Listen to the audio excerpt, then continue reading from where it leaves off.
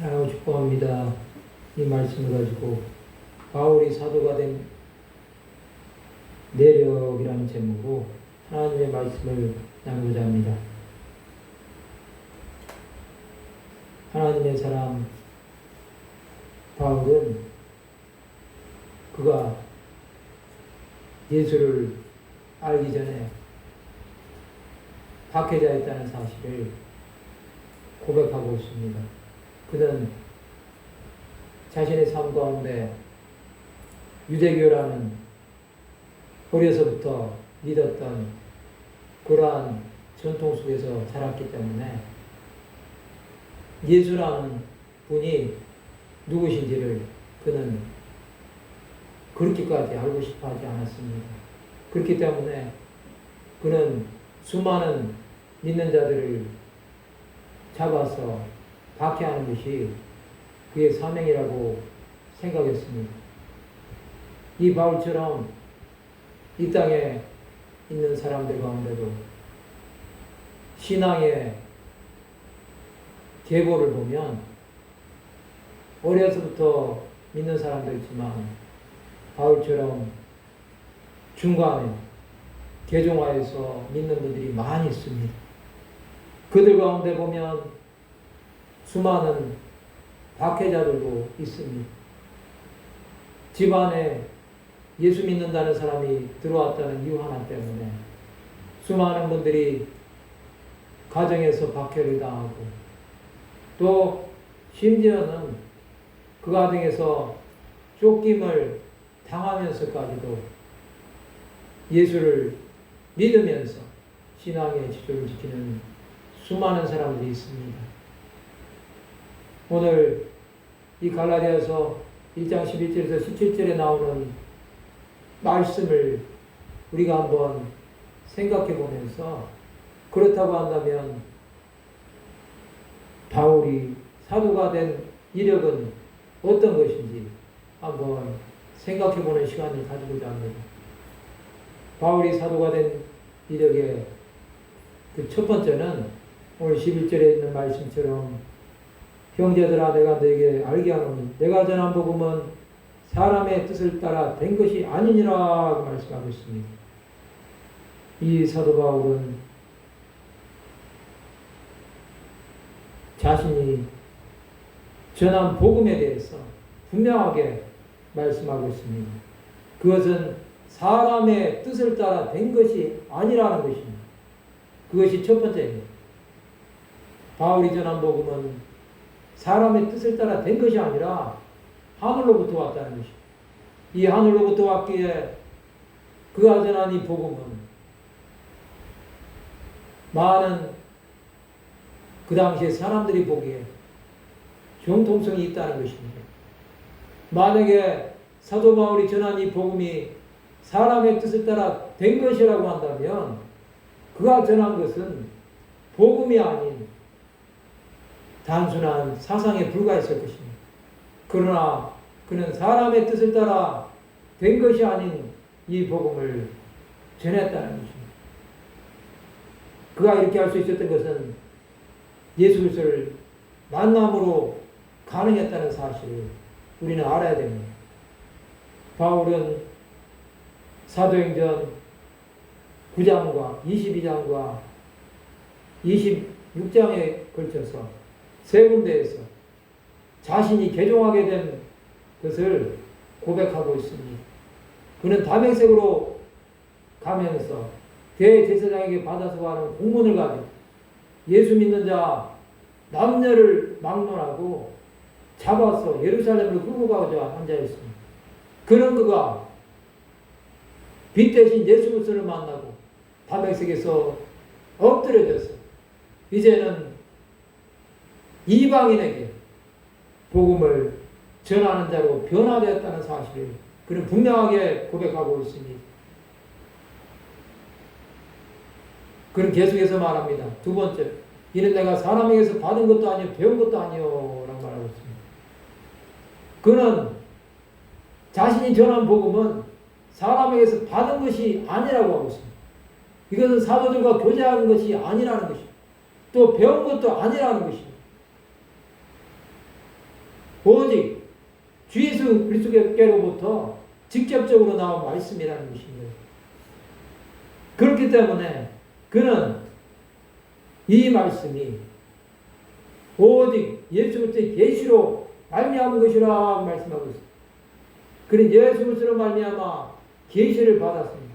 그 계시를 통해서 복음을 전하고 그 복음은 이방인들의 마음 가운데 예수 그리스도의 살아계심을 전하는 그러한 통로가 되었다는 사실입니다.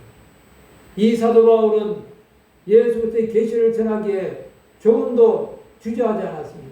그는 담대하게 예수께서 살아계신 하나님의 아들이라는 사실을 전했다는 것입니다. 그는 이것을 전함으로 자신이 박해를 당할 것을 알면서도 망설이지 않았습니다. 그러면서 그는 자신의 부끄러운 과거를 말하고 있습니다. 13절에 보면 내가 이전에 유대교에 있을 때 한 일을 너희가 들었거니와 하나님의 교회를 심히 박해하여 멸하고 라고 말씀하고 있습니다. 사도 바울은 유대교에서 행한 일을 이 갈라디아 교회 성도들이 들었다고 말합니다. 그것은 하나님의 교회를 심히 박해하여 멸하는 자였다는 것입니다. 그가 얼마나 교회를 박해했으면 여러분, 예루살렘의 사도들 외에는 다 사마리아로 흩어졌다고 말씀하고 있습니다. 예루살렘 교회 공동체가 흩어질 정도로 사도 바울은 하나님의 교회를 심히 박해하여 멸한 자였습니다. 그는 자신이 이러한 자라는 사실을 고백하고 있습니다. 그는 비방자요, 폭행자요, 박해자였습니다. 그는 이것을 알지 못하고 행했다고 말하고 있습니다. 그가 알고서 한 것이 아니라 이렇게 하는 것이 하나님께 영광이 된다고 착각했다는 것입니다. 그러면서 계속해서 이 부끄러운 삶을 고백합니다. 14절에 보면 내가 내 동족 중 여러 영갑자보다 유대교를 지나치게 믿어. 동족 중에서 정말로 그는 유대교를 지나치게 믿은 자였어요. 그는 사내들인 공회원이었습니다. 여러분. 바리새인 중에 바리새인이었고 베냐민 지파고 난지 8일 만에 할례를 받고 가말리엘 문화였고 정말로 그는 유대교에서는 엘리트 중에 엘리트였지 않았습니까? 그런 그가 유대교를 지나치게 믿었다는 거예요. 너무나 지나치게 믿어서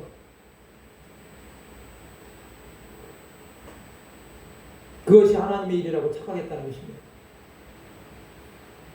그러면서 내 조상의 전통에 대하여 더욱 열심히 있었으나 말씀합니다. 그는 조상의 전통에 대해서 열심히 있었던 자예요. 그는 바리새인들이 지켰던 모든 율법들을 다 지켰을 것입니다. 그는 십계명도 다 지켰다고 고백할 정도로 그 정도로 열심히 있는 자였습니다. 여러분, 이랬던 자가 사도 바울이라는 것입니다. 그의 사도가 된 내력을 한번 보시면 여러분, 자랑이라기보다는 하나님 편에서 보면 정말로 부끄러운 일입니다. 그러나 유대교 편에서 보면 이런 사람이 어떻게 자신들을 배신하고 예수를 전하는 자가 되었는가라고 할 정도로 그는 너무나 뛰어난 자였습니다. 도저히 세상이 감당할 수 없는 그런 사람이었습니다. 사람의 능력으로는 사도 바울만한 사람이 별로 없을 것입니다. 구약에도 모세 같은 사람이 있습니다. 또 수많은 선지자들이 있었습니다. 그러나 여러분, 바울에 대해서 필적할 만한 사람을 꼽는다고 한다면 모세 정도밖에 없을 것이라고 생각이 되어집니다. 그 정도로 그는 모세가 하나님으로부터 시내산에서 받았던 이 율법에 대해서 정말로 완전히 깨뜨려 버릴 정도로 열심히 있는 자였습니다. 그런 그가 이제 사도가 되기 위해서 변화가 됩니다. 그것이 15절에 나옵니다. 그 첫 번째는 그러나 내 어머니의 태로부터 나를 택정하시고 그의 은혜로 나를 부르시니가 라고 말씀하고 있습니다. 하나님은 이 사도 바울을 어머니의 태로부터 택정하시고 선택하여 부르셨다는 것입니다. 그는 장세전에 예비되어서 구원을 받기로 예비된 자였습니다. 여러분. 하나님께서 이런 바울을 부르시고 그의 은혜로 나를 부르시니 하나님께서 이 사도 바울을 부르셨습니다. 여러분. 불러서 예수 그리스도로 하여금 이 사도 바울에게 이방인의 사도가 되기 위한 준비를 시킵니다. 그것이 16절의 말씀에 나옵니다. 16절에 보면 그의 아들 이방에 전하기 위하여 그를 내 속에 나타내시기를 기뻐하셨을 때라고 말씀하고 있습니다. 여러분, 이 사도 바울은 하나님의 아들 예수 그리스도를 이방에 전하기 위해서 그를 내 속에 나타내시기를 기뻐했다고 했습니다. 하나님은 예수 그리스도를 바울에게 나타내시기를 기뻐하셨습니다. 그럴 때 그는 내가 곧 혈육과 의논하지 아니하고 라고 말씀하고 있습니다. 그는 육신의 부모 형제의 것을 의논하지 않았습니다. 얼마든지 의논하고 복음을 전할 수 있었는데 그 모든 것 다 끊어버리고 오직 주 예수만을 바라보았다는 것입니다. 바울이 이렇게 할 수 있었던 이유가 무엇이었겠습니까? 그가 그렇게 한다고 하면 유대교에서는 다시 그를 데려갈 것입니다. 그는 그것을 완전히 다 끊어버리고 제자들이 그물을 버려두고 예수를 따라간 것처럼 혈육과 의논하지 않냐고 갔다는 것입니다. 그것이 17절에 나옵니다. 17절에 보면 또 나보다 먼저 사도된 자들을 만나려고 예루살렘으로 가지 않냐고 아라비아로 갔다가 자신보다 먼저 사도된 자들을 만나지 않았습니다. 그리고 11사도를 만나기 위해서 예루살렘으로 가지 않냐고 아라비아로 가서 이 아라비아 광야에서 14년 동안 하나님으로부터 훈련을 받습니다. 그곳에서 그는 주의 뜻이 무엇인지 계시된 말씀을 듣고 그 말씀을 그곳에서 하나님으로부터 직접적으로 배우기 시작한다는 것입니다. 여러분, 바울은 이렇게 살았습니다. 이 아라비아로 갔다가 다시 다메섹으로 돌아가노라 말씀하시면서 그는 아라비아에서 훈련을 받고 다메섹으로 다시 돌아가서 복음을 전하는 삶을 살았다는 것입니다. 이 사도 바울이 사도가 된 이력을 보면, 내력을 보면 그는 정말로 사람의 뜻을 쫓아서 간 것이 아니라 하나님의 뜻이 무엇인지 분명하게 알고 갔다는 사실입니다. 여러분, 바울이 이렇게 할 수 있었던 이유는 예수 그리스도를 만났기 때문에 가능했습니다. 그는 자신의 힘과 노력으로 예수를 전한 것이 아닙니다. 위로부터 내린 하나님의 말씀에 완전히 붙잡혀서 그 말씀 따라서 나왔기 때문에 그 말씀이 전해지는 곳마다 그를 통해서 수많은 사람들이 그 복음을 듣고 주 앞에 돌아오게 하는데 쓰임을 받았다는 것입니다.